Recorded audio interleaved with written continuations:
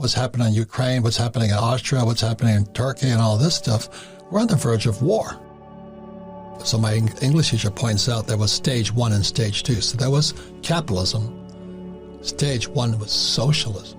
You see, they couldn't accept communism at first. So what Marx says, we have to put in socialism as stage 1. Stage 1. So that was Social Security. Everybody's now on Medicare, welfare, and all that. We're now a welfare nation. Yeah. So stage 1, which is socialism, completed. And my English instructor, this is in 1966, 65, he says sometime in the future, communism is going to step in. And communism is opposite of socialism. And so here I'm hanging in the sky in Vietnam going, holy mackerel, there it is. Because what happens is when communists take over from socialists, they murder the socialists. If you look at history, every time communists took over, the first people they kill are the intellectuals. Yeah, yeah. And that's about to start. So most people don't realize, but you do because you've brought up this book, which I think everyone should read to know the enemy, is the fact that Marx really wasn't anti-capitalist to a certain extent. He saw the value in the industrialists and the capitalists of their time because he knew that they were very good at building stuff. He just thought that late-stage capitalism was when they can't extract any more profits, then they'll start to feed on their workers by lowering their wages, and the workers are their customers. Yeah. Therefore, they're shooting themselves in the foot to where the whole society that the capitalists have built will crumble. So it's up to the communists or the socialists maybe to take over the means of production by any means necessary. Correct. Or else the capitalists will implode the whole system that they built. Correct. Right. So what he recognized was the flaws, again in 1848, the flaws in capitalism. So stage 1 would be socialism, which we had in 1933, FDR puts us on Social Security, got welfare, Obamacare, and now we have so many Americans without that government stimmy check are finished. Yeah. Then they said stage 2 would kick in. So in 2020, I'm not Republican or Democrat, I'm not endorsing Trump, who's a friend of mine, or Biden. I'm saying communists took over in 2020. And what was one of Stalin's main tactics? It was to create divisiveness. Yes. You pin people up against each other, and then they ignore who's really pulling the strings. Correct. And then you can basically do whatever you want. Remember our good friend Chris Martinson? Yes. When he did that presentation at our event here a couple weeks ago. Yeah, but remember he talked about that experiment with the rats in the cage. Yeah. So basically, if you've got one rat in a cage and you've got the scientist out there that's shocking the rat, if it's in a cage by itself, it'll just kind of huddle up into a ball and it won't really do anything. But if you put 2 rats in the same cage, and if you shock them, then they'll think it's one another. And they will start to fight, and they'll actually fight to the death. Because they don't know that it's that guy out there in the white lab coat.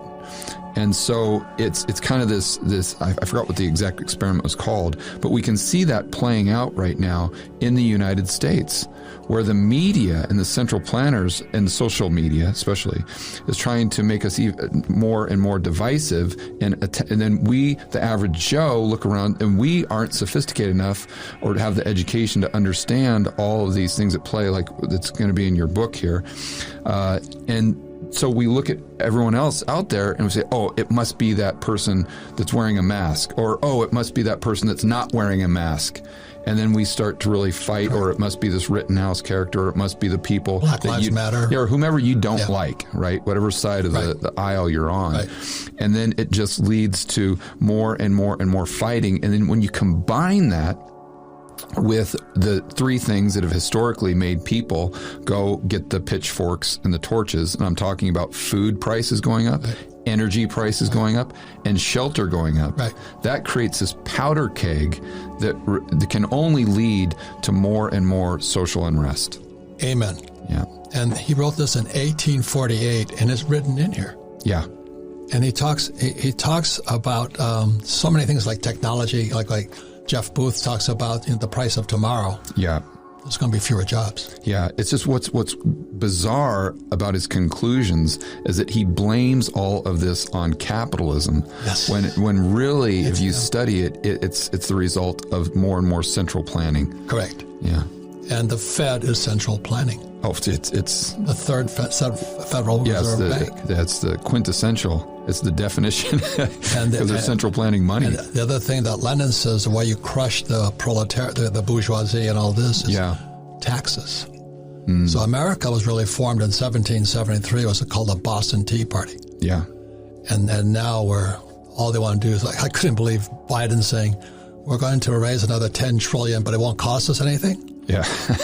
How stupid do you have to be? Yeah. How stupid do you have to be where you get this guy Biden stands up there and he says, we're going to spend another $10 trillion. I'll tell you how much a trillion is. If you spent $1 a minute, it would take you 32,000 years to spend $1 trillion. Yeah. It takes them a minute to print $1 trillion. Yeah, it's just. But we're not going to raise any taxes. Yeah, of course not. Our first form of private property is our own body. Yeah. So we're living in a day and age where the government that's in charge right now in the United States is trying to mandate that you do things with your private property, your body, that you might not want to do. Correct. So when you see that on the news, when you see those headlines, do you look at that through the terms of Marx and the studying that you've been doing for Capitalist Manifesto? Yeah, mandate means you lost your freedom. Yeah. That's all it means. And I'm not against Republican or Democrat. I don't, Black Lives Matter, they're Marxists. I respect them. At least they state that. Yeah. We're a free country. You want to be a Marxist? Good. You want to be Christian? Good. You want to be Jewish? Good. You want to be Muslim? Good. It's freedom. But mandate means no freedom. And that's totalitarianism. Yeah. That's what's frightening to me. Yeah, they're trying to, in my opinion, they're trying to take away the ultimate private property. Correct. Because if you can control that, then you can pretty much make an excuse to take away your house, to take away your 401k. How about take away your brain? Yeah, to take away your mind. Yeah, I think that's one of the many things that should make people wake up. Correct. Maybe the average CNN viewer, we'll say, or someone who hasn't just been paying attention, and rightfully so. People have lives. They've got to take their kids to soccer practice. They have a 9-to-5 job. They don't have time to really, put the effort into understanding all of this, all the things that, that we understand.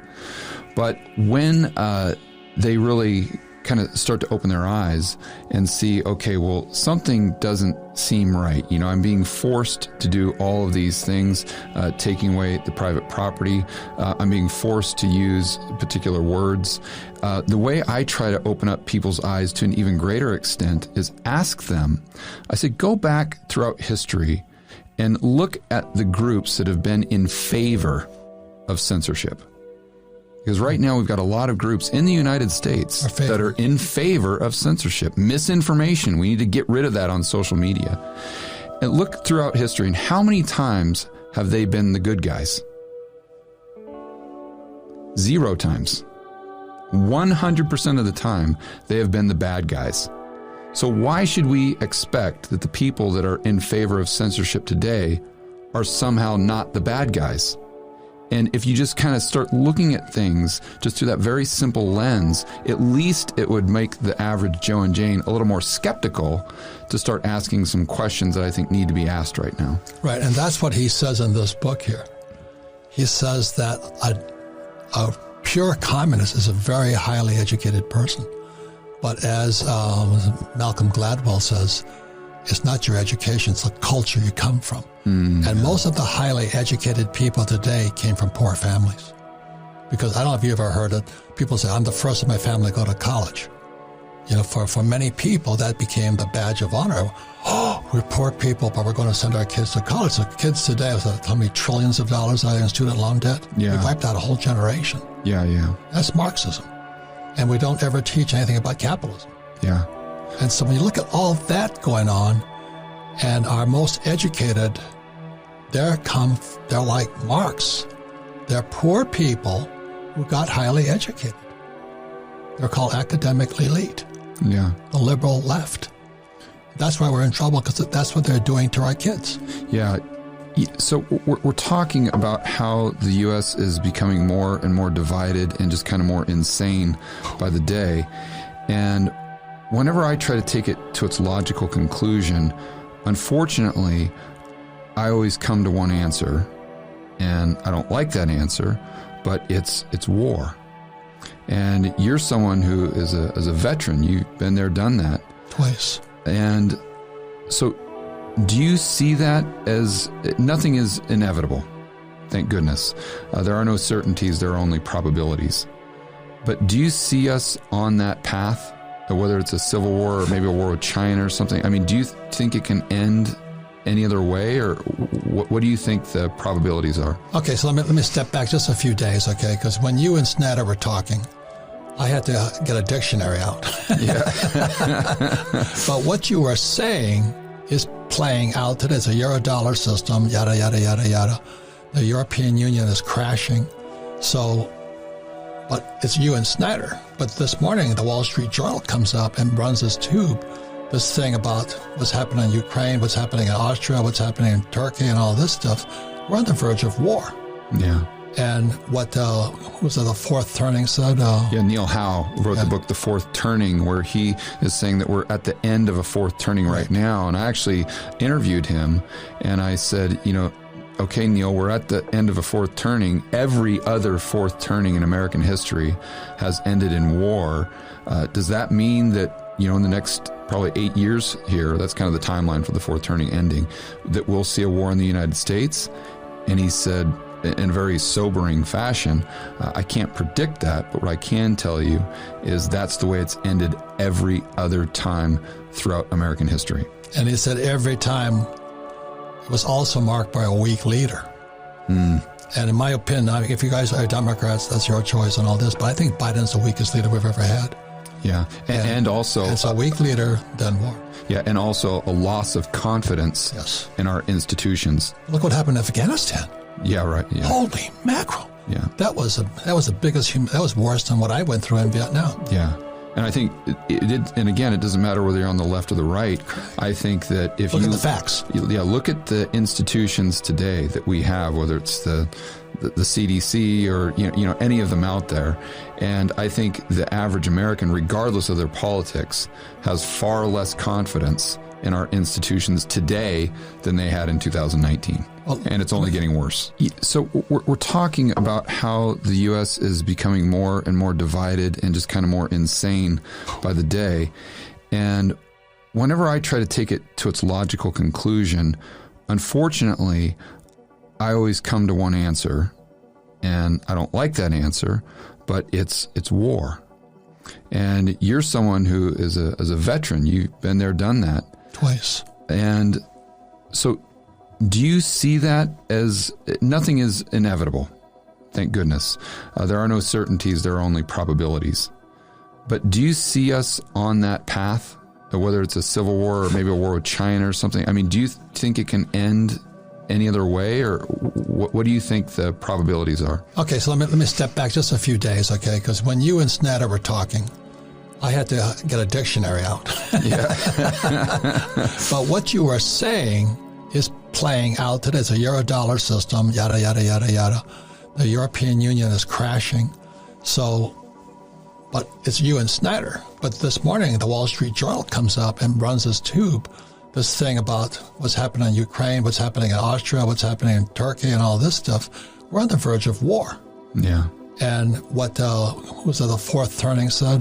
Neil Howe wrote the book The Fourth Turning, where he is saying that we're at the end of a fourth turning right now. And I actually interviewed him, and I said, okay, Neil, we're at the end of a fourth turning. Every other fourth turning in American history has ended in war. Does that mean that, in the next probably 8 years here, that's kind of the timeline for the fourth turning ending, that we'll see a war in the United States? And he said, in a very sobering fashion, I can't predict that, but what I can tell you is that's the way it's ended every other time throughout American history. And he said every time it was also marked by a weak leader. And in my opinion, if you guys are Democrats, that's your choice and all this, but I think Biden's the weakest leader we've ever had. Yeah, and also it's a weak leader, then war. Yeah, and also a loss of confidence in our institutions. Look what happened in Afghanistan. Yeah, right. Yeah. Holy mackerel! Yeah, that was the biggest. That was worse than what I went through in Vietnam. Yeah. And I think and again, it doesn't matter whether you're on the left or the right. I think that if look at the facts, look at the institutions today that we have, whether it's the CDC or any of them out there, and I think the average American, regardless of their politics, has far less confidence in our institutions today than they had in 2019, and it's only getting worse. To just your experience living through wars of the past in the United States, and trying to help people protect their financial freedom. In the past, in the wars that you've lived through, how did people do that successfully? Well, I call it gold and silver God's money. Yeah. Because they're part of the periodic table. And Bitcoin is people's money. It's a network system. Mm-hmm. It gets stronger. Whereas the Fed and the Treasury are corrupted, as you know.